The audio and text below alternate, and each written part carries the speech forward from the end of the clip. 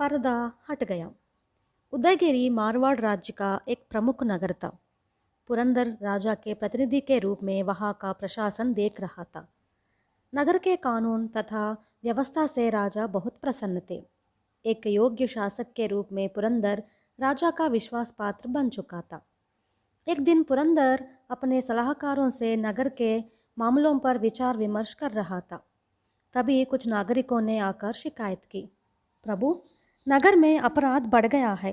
चोर डाकू दिन दहाड़े लूट मचा रहे हैं। रात में तो नगर में चोर डाकुओं का ही राज रहता है। नागरिकों का जान माल खतरे में है। कृपया नगर की सुरक्षा का उचित प्रबंध करें। पुरंदर नागरिकों की ये बातें सुनकर क्रोधित हो उठा। बोला, आप लोग जानते हैं कि मेरे आने से पूर्व यहाँ कैसी अराजकता थी। अपराधियों को पकड़कर कैद में डाल दिया गया। जगह जगह पर सुरक्षा के कड़े इंतजाम कर दिए गए। अपराधों की संख्या बहुत कम हो चुकी है। लेकिन इतने बड़े नगर में जहाँ हर रोज सैकड़ों हजारों नए लोग आते रहते हैं, कुछ न कुछ थोड़ा बहुत अपराध तो होता ही रहता है। आप लोग लगता है तिल का ताड़ बना रहे हैं। नहीं प्रभु, ऐसी बात नहीं है। इसमें संदेह नहीं कि कुछ दिनों के लिए शांति स्थापित हो गई थी और अपराध लगभग खत्म हो गए थे। लेकिन कुछ दिनों से अपराधी पुनः सक्रिय हो गए हैं। वे दिन में ही बेटियों का माल और दुकानदारों का सामान लूट लेते हैं।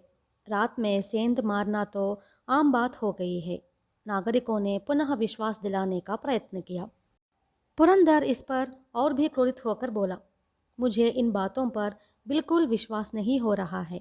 लगता है यह मेरे विरुद्ध असंतोष फैलाने की कोई चाल है। नागरिक निराश होकर उसके और क्रोधित होने के भय से वापस चले गए। पुरंदर का मुख्य सलाहकार नागवर्मा उसके पास बैठा हुआ था। वह शांतिपूर्वक सब कुछ सुनता रहा। जब नागरिक चले गए तब वह पुरंदर से बोला, आपको शांत होकर नागरिकों की बातों पर विचार करना चाहिए। इनकी बातों में सच्चाई झलकती है। यदि यह किसी का षड्यंत्र होता तो हम लोगों के सामने ये शिकायत करने नहीं आते। अभी पिछले दिनों कानून और व्यवस्था स्थापित करने में हम लोगों को जो सफलता मिली, उससे हमारे अधिकारियों में उदासीनता आ जाना स्वाभाविक है। इस उदासीनता से अपराधी लाभ उठा सकते हैं। इसलिए हमें सफलता की भ्रांति में अपनी आंखें बंद नहीं रखनी चाहिए। हमें इस मामले की छानबीन करनी चाहिए। पुरंदर को अपनी सफलता पर गर्व था, इसलिए नागवर्मा की बातों का उस पर कोई प्रभाव नहीं हुआ। उल्टा उससे भी उसी गुस्से में बोला, भ्रांति में मैं नहीं, बल्कि ये सब है। मैं बिना किसी आधार या प्रमाण के किसी संदेह में विश्वास नहीं करता। नागवर्मा चुप रह गया। एक सप्ताह बाद पुरंदर को एक नगर सेठ ने रात्रि भोजन पर निमंत्रित किया। भोज आधी रात तक चलता रहा। स्वादिष्ट भोजन होने के कारण पुरंदर ने अधिक खा लिया था, इसलिए वह पैदल ही अपनी कोठी के लिए चल पड़ा।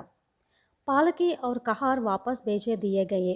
पुरंदर के साथ नागवर्मा और मुख्य टहलुआ भी पैदल चल रहे थे। पथ सुनसान था और आसपास गहरा अंधेरा छाया हुआ था। वे कुछ दूर आगे जाकर जैसे ही मोड़ पर पहुंचे कि 4 नकाबपोश आदमियों ने पुरंदर पर हमला कर दिया। दोनों पक्षों में कुछ देर तक मुठभेड़ होने के बाद चोर भाग गए। लेकिन पुरंदर को शीघ्र ही पता चला कि उसके गले का कीमती हार गायब है। पुरंदर ने नागवर्मा और अपने सेवक को चोरों का पीछा करने के लिए कहा और स्वयं भी उस दिशा की ओर दौड़ पड़ा जिधर चोर भाग कर गए थे।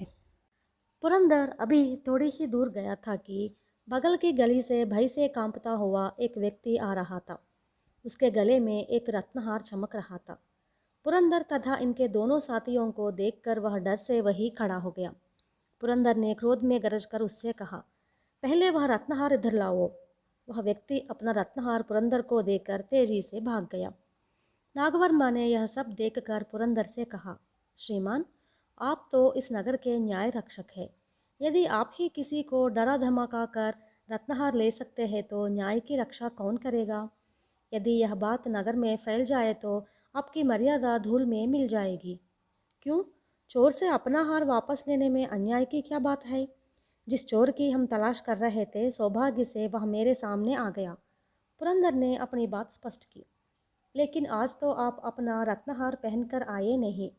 उसके कुछ रत्न निकल आए थे, जिन्हें फिर से बिठाने के लिए आपने मेरे सामने ही आज स्वर्णकार को दिया था, नागवर्मा ने याद दिलाते हुए कहा। सेवक ने भी पुरंदर को याद दिलाया। वास्तव में इसी सेवक ने स्वर्णकार को कोठी पर बुलाया था तथा इसी ने अपने हाथ से उसे रत्नहार दिया था। इसलिए वह भी अपने स्वामी का यह व्यवहार देखकर हैरान था। पुरंदर यह याद कर चौंक पड़ा और आश्चर्य करने लगा कि वह व्यक्ति कौन था और उसने अपना रत्नहार उसे क्यों दे दिया। नागवर्मा ने इस रहस्य को स्पष्ट करते हुए कहा। वास्तव में श्रीमान, वह व्यक्ति नगर का कोई भद्र पुरुष था। वह नगर में सर्वत्र फैले चोरों को आतंक से कांप रहा था। उसने हम लोगों को चोर समझकर ही डर से अपना रत्नहार दे दिया और प्राण रक्षा के लिए शीघ्र ही यहाँ से सरपट भागा। नागवर्मा ने इस बात को और स्पष्ट करते हुए कहा।